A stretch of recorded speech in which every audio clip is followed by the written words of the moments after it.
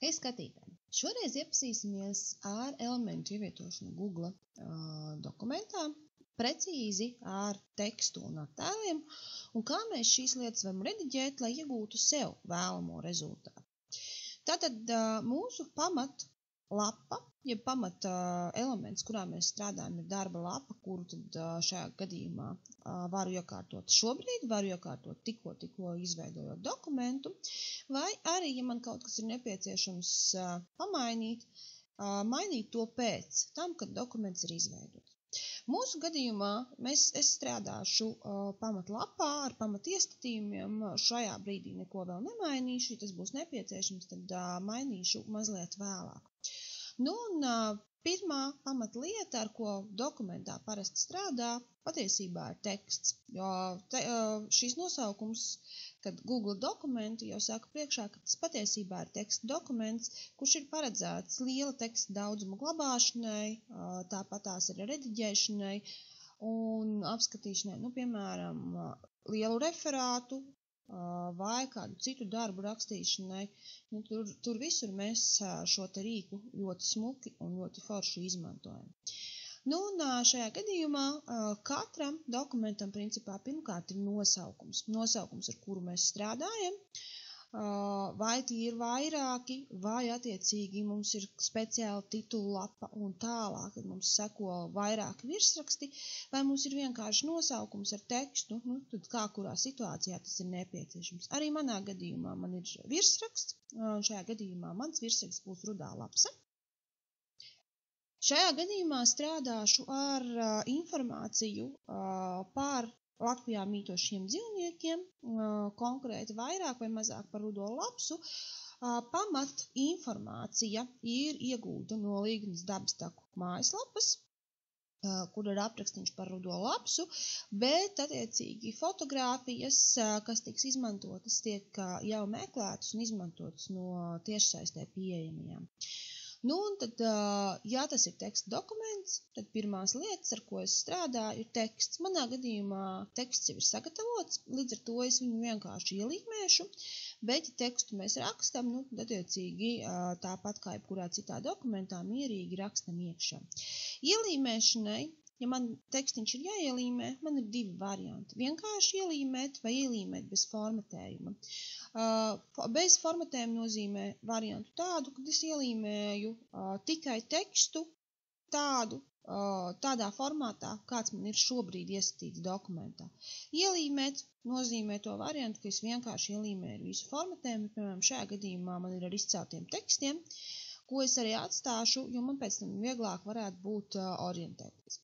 Otrā variantā, tad paņemšu atpakaļ, atsaukšu, kā es varētu ielīmēt bez formatējumu, un tad man ir šeit vienkopus tekstiņš, ar kuru tad es tālāk varu strādāt, un arī šis variants, ja man nav nepieciešams konkrēts formatējums, attiecīgi ir tas, ar ko mēs varam strādāt. Nu, tad šajā gadījumā, zinot, kāds izskatās teksts un kas mums būs jādara, tad attiecīgi, ja mums tekstiņš ir jāformē, es atstāšu konkrēti šo variantu. Nevis iepriekšējo, kur ir vienkārši ielīmēt, jo šajā gadījumā šeit man jau ir iespēja strādāt ar formatēšanas iespējām. Tas, ka es ielīmēju ar formatējumu, neizslēdz šo iespēju, ir vieglāk orientēties, bet attiecīgi, ja man ir no pašiem pamatiem jāsāk, tad šādi būs attiecīgi jau daudz interesantāk, varētu pat teikt tā. Nu, un tad pirmās lietas, ko es varu darīt ar teksta izkārtojumu, skatīties, kā man šis te viss kopā strādā. Pirmkārt, mums ir tāda lieta kā virsraksts. Nu, un tad ar virsrakstu strādājot, man ir vairākas lietas, kas ir jāatcerās, un arī pašu dokumentu strādājot.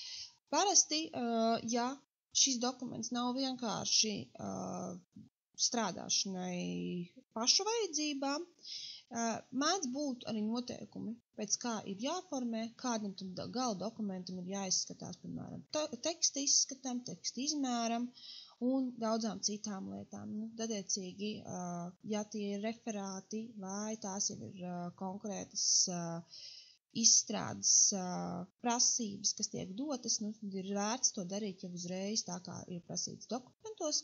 Ja nē, tad ieteicams ir izmantot to pamata standartiņu, kad mums ir 12. teksta izmērs pamatburtiem, un attiecīgi izmantoja kādu no fontiem, kurš ir viegli lasāms, kurš ir viegli uztverams, piemēram, Arial, tāpat tās var izmantot Times New Roman fontu, un attiecīgi, kurus ir ērtāk un vieglāk izmantot. Nu, un attiecīgi skatoties, cik tad man daudz to tekstiņu tur vajadzēs un cik man ir izmantojams. Pirmā lieta – virsraksts. Virsrakstu parasti jau mēs formējam mazliet citādāk, tā, lai es viņu varētu ieraudzīt un redzēt daudz konkrētāk. Nu, tad runājot par virsrakstu un runājot arī par pašu tekstu, ir 2 varianti. Es varu katru sadaļu formēt atsevišķi, bet, ja es zinu, ka man dokumentā ir vairāki virsraksti, ja es zinu, ka man dokumentā ir konkrēts izskats tekstam, es varu piešķirt arī stilus, līdz ar to man vieglāk jau būs strādāt, un ja man kaut kas tai noformējumā mainīsies, es varu nomainīt to vienā vietā, apstiprināt stilu, un man nav jāmaina visās vietās. Bet tad par pamatu, kā tad mēs izveidojam un kā tad tas viss izskatās. Nu tad, piemēram, virsrakstiņš. Man virsrakstiņam šajā gadījumā ir nepieciešams traknraksts. Es izvēlos šādu variantu. Viss ir pieejams ļoti skaisti augšā ātrajā izvēlnītē. Ja ir nepieciešams papildus iespējas, tad tās viss ir iekšā zem izkrītošās izvēles formāts. Tur būs gan par tekstu, gan par rindkopu, gan par to, kā tad mēs attiecīgi lapā esam visu izkārtojuši, ir iespēja atrast un ir iespēja arī rediģēt tā, kā tas ir nepieciešams pašiem. Es konkrētajā brīdī sākumu strādāšu ar ātro izvēli, nu, un tad būs kaut kādas lietas, ko mēs izdarīsim arī caur formāts.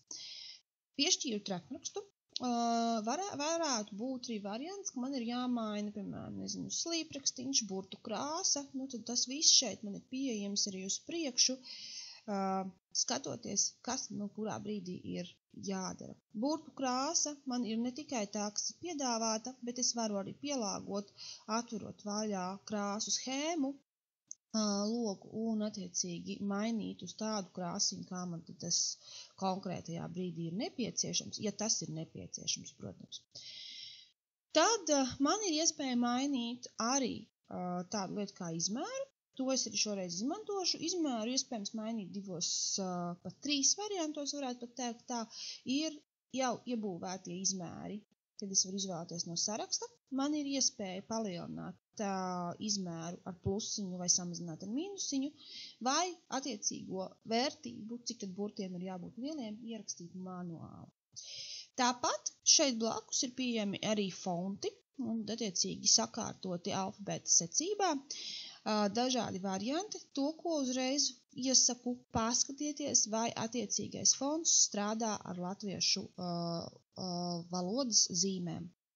No tātad garumzīmes, mīkstinājuma zīmes, lai nav situācija, kad mēs saformējam ļoti smuki, izskatās labi, bet attiecīgi mums, piemēram, burtiņš A, kas ir šajā te vārdiņā, nenoformējās.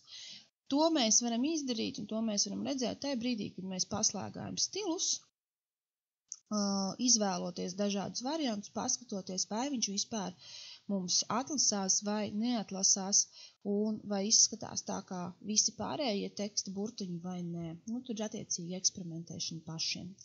Nu, un tad manā gadījumā būs arī tāda lieta kā līdzinājums. Es izvēlos, ka mans teksts atrodas centrā, tad nevis maliņā, bet centrā. Līdz ar to es varu atrast arī ātrajā izvēlnītē. Pie sadaļas līdzinājums mums ir tādas svītriņas ar izkrītošo izvēli, kur tas var izvēlēties. Vai nu viņš man ir līdzināts pie kreisās pusītes, centrā, pie labās malas, vai attiecīgi izlīdzināts pa visu laukumu. Izvēlos centrā un savā ziņā esmu noformējusi savu virsrakstu. Ja es šo virsrakstu gribēšu šādā pašā stilā lietot vēl kaut kur, lai man nav vienmēr jātaisa no jauna, tad iesaku iezīmēt tekstu vai ieklikšķināt vienkārši šajā virsrakstiņā un man ir ātrajā izvēlnītē tāda iespēja, kā izmantot stilus. Vajadzētu būt, ka tad, kad jūs ielīmējat dokumentā vai ierakstat dokumentā jaunu informāciju, jums viss ir zem stila parasts teksts, uzklišanot virsū. Man šeit ir vairākas iespējas. Var redzēt, kāds šis stils izskatās, kāds viņš ir noformēts, bet es varu piešķirt arī to savu konkrēto formējumu. Uzbraucot, piemēram, uz virsraksts 1, attiecīgi, ja man tas ir lielais virsrakstiņš, pirmā līmeņa, tad man ir divas iespējas lietot stilu. Pirmais virsraksts, tas nozīmē, ka es lietoju šī brīža stilu, tāds kāds man ir redzams šeit. Vai atjaunot stilu virsraksts 1, lai tas atbilstu tai vietai, kurā jūs esat ieklikšķinājuši. Uzklikšķinot virsū, tad šeit man atlasījās, arī šeit, ja es atveru vaļā šo izvēlnīti, man mazliet pamainās tas virsraksta izskatiņš, pieņemot to izskatu, kuru es esmu izveidojusi, kuru attiecīgi es esmu apstiprinājusi. Un, piemēram, ja man ir nepieciešams šo virsrakstiņu lietot tālāk, piemēram, vārdu salikumam vai zināji, iezīmējot to tekstu, uzbraucot augšpusītē uz stiliem un izvēloties virsraksts 1, es vairs nespiežu lietot, atjaunot virsrakstu 1, lai tas atbilstu, bet es ņemu lietot stilu, tātad es piešķiru jau esošo noformējumu attiecīgajā vietā. Un jūs redzat, ka man nav viņš jāformē pilnīgi no jauna, viņš automātiski tiek piešķirts un automātiski es varu strādāt. Līdzīgā variantā es varu strādāt arī ar pamattekstu. Piemēram, ka man ir pamattekstiņš, kuru es izvēlos, ka man vajadzēs līdzinājumu taisnots, izmērs 12, piemēram, teksta stils Time New Roman, un vēlos arī atkāpīt no malas, ko es varu izdarīt vairākos variantos. Es varu meklēt šo atkāpes iespēju augšā ātrajā izvēlnē, vai izvēlēties formāts un attiecīgi izvēlēties sadaļu, izlīdzināt un veidot atkāpi, kur tad man te ir iespēja apakšpusītē izmantot kaut jau piedāvātos atkāpes variantus vai atvērt vaļā atkāpes opcijas un, piemēram, izvēlēties, ka man vajag pirmās rindiņas atkāpi, tad no malas, ieliksim, piemēram, 1,27 un es viņu varu arī lietot. Un viņš jau automātiski piešķir mūsu dokumentam konkrētajā vietā. Tāpat pie formāts rindiņu zemāk varu izmantot ar rindatstarpu un rindkopas atstarpi, kur arī man ir piedāvātas jau gatavas šīs iespējas, un, attiecīgi, ir iespēja arī pielāgot. Attiecīgi, kas tad kurā reizē man ir nepieciešams. Piemēram, paņemšu 1,5, tad atstarpīti, un esmu noformējusi savā ziņā to rindkopiņu, kādu es viņu vēlos redzēt. Lai šo te piešķirtu visam pārējiem tekstam, izmantoju atkal stilu. Man ir parasts teksts, arī vispārējais ir parasts teksts. Tad šajā gadījumā stilu veidu nemainīšu, bet atjaunošu šo te parasts teksts, tad atjaunot stilu parasts teksts, lai tas atbilst. Izvēlos, piešķiru, un jūs ievērosiet, ka arī zemāk visam, kas ir zem parasta teksta, tiek piešķirta šis te variants, ka man ir konkrēts stils. Varu izdzēst ārā vietas, kur man, piemēram, ir tukšumiņi. Paskatoties uz leju, redzu, ka man, piemēram, šeit viņš tā kā nobīdās no maliņas, tāpēc, ka te ir atkāpe. Ieslēdu šobrīd arī nedrukājumu simbolu, līdz ar to tas ir tas, kas var palīdzēt arī sakārtot un ieraudzīt, kas kurā vietā dokumentā ir izdarīts. Tās ir tās pamatlietas, ko es varu ļoti smuki izdarīt tieši ar stilu, tieši ar tekstu. Un tad mums paliek vēl viena lieta, ko es ar tekstu varu ļoti labi darīt. Tā ir sarakstu veidošana. Un, attiecīgi, ja man informāciju ir nepieciešams strukturēt un izveidot sarakstiņu, tad arī Google dokumentos tāda iespēja ļoti skaisti pastāv. Ir numurēts saraksts un ir aizzīmēts saraksts, un ir trešā, kas ir ļoti kolosāla iespēja. Ja man patīk taisīt sarakstus, kurus man ir vēlams atzīmēt un ieķiksēt, tad man ir attiecīgi saraksts, kurā es varu reāli veidot šo te saucamo checklistu. Un tad man ir dota vieta, kuras vēlos ņemt šo iespēju likt sarakstus. Paskatāmies, kurā vietā tad man šī informācija atrodas. Automātiski man visam dokumentam šobrīd piešķīra atkāpīts no malas. Skatāmies, vai tas ir nepieciešams. Jo tajā brīdī, kad jūs uzliksiet sarakstu, viņš atbīdīsies vēl tā kā mazliet. Tātad šī būtu tā situācija, kad man, piemēram, nav izdevīgi lietot atkāpi no malas. Es varu, piemēram, darīt to variantu, kad vai nu es lieku citu stilu, vai nu es manuāli izdzēšu šīs tā atkāpītes. Tā ir vieglāk. Nu, un tad sarakstu izveidi diezgan vienkārši. Iezīmēju tās teksta daļas, vai arī uzlieku sarakstu un rakstu pakāpeniski ar enter taustiņu pārējot jaunā rindā.